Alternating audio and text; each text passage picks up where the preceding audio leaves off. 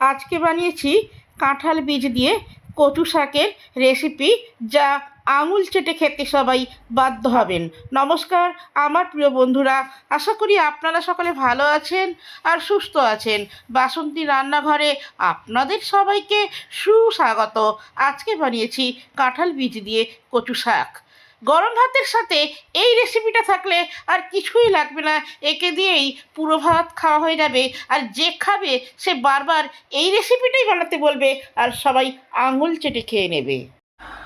আজকে রান্না করব কাঁঠাল বীজ দিয়ে কচু শাক।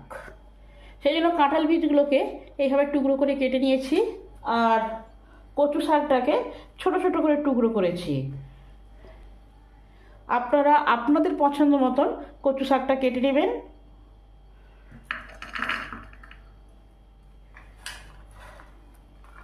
কাঁঠাল বীজগুলো প্রেসারে করে একটা সিটি দিয়ে সেদ্ধ করে নেব।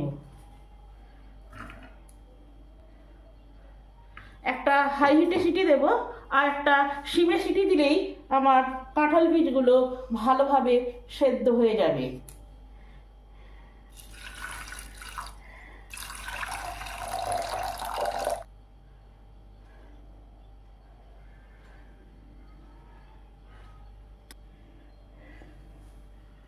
কিছুটা আদা দিলাম, কাঁচা লঙ্কা দিলাম, জিরে আর সর্ষে সেটাও দিয়ে দিলাম।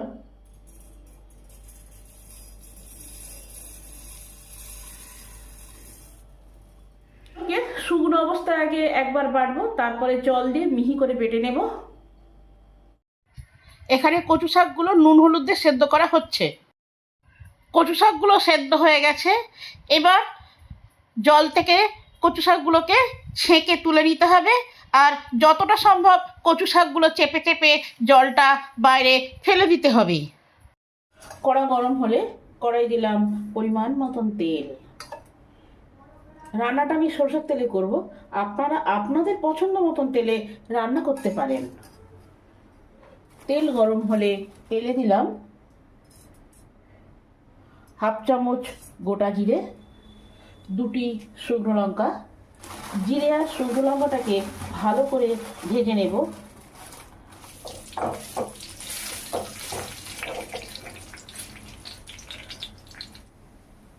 ভালো করে ভাজা হয়ে গেছে। এই সময় কাঁঠাল বীজগুলো দিয়ে দিলাম। কাঁঠাল বীজগুলোকেও ভালো করে ভেজে নেব।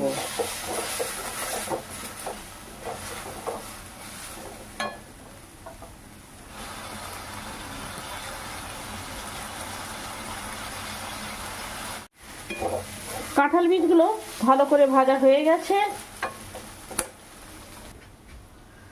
এবার হলুদ গুঁড়ো দিলাম, সামান্য পরিমাণ লঙ্কা গুঁড়ো দিলাম, আদা জিরে আর কাঁচা লঙ্কা একসঙ্গে যে বাটা আছে সেই বাটার মশলাটা 2 চামচ দিয়ে দিলাম। এবার এই বাটার মশলাটাকে ভালো করে কষে নেব।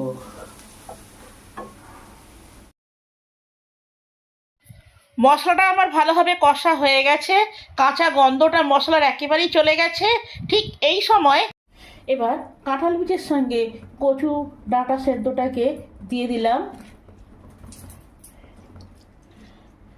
জলটা যতটা সম্ভব নিচুড়ে ফেলে দিয়েছি, চেপে চেপে বাদ দিয়ে দিয়েছি জলটা।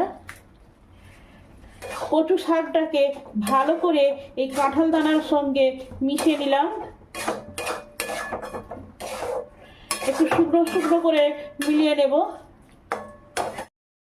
কাঁঠাল দানার সাথে কচু শাক ভালো করে মেশানো হয়ে গেছে। তার সাথে নারকেল কোড়া আছে সেটা যোগ করলাম। নারকেল কোড়াটা কাঁঠাল দানার কচুর সাথে সাথে ভালো করে মিশিয়ে রান্নাটা আমার কমপ্লিট হয়ে গেছে। অফলাইনে নামানোর আগে 2 চামচ তেঁতুলের পাল্প যোগ করলাম।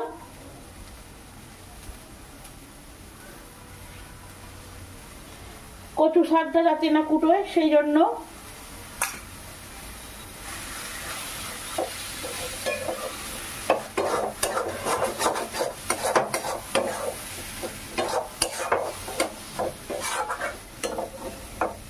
যেহেতু এতে তেঁতুল দেওয়া হয়েছে তাই টেস্টের ব্যালেন্সের জন্য 1 চামচ চিনি যোগ করলাম। কচু শাকটা হবে টক মিষ্টি খেতে।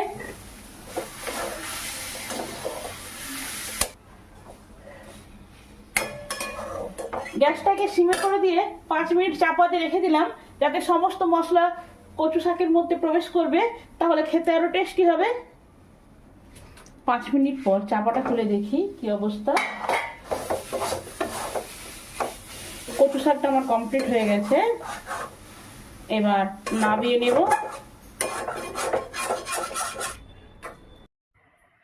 আপনারা বাড়িতে এইভাবে কাঁঠাল বীজ দিয়ে কচু শাক রান্না করে খেয়ে দেখবেন। রেসিপিটা কেমন হলো কমেন্ট করে জানাবেন। আমি আপনাদের কমেন্টের অপেক্ষায় রইলাম। ভিডিওটি সম্পূর্ণরূপে দেখার জন্য অসংখ্য ধন্যবাদ। দেখা হচ্ছে অন্য কোনো নতুন ভিডিওতে। আপনারা সকলে সুস্থ থাকবেন আর ভালো থাকবেন।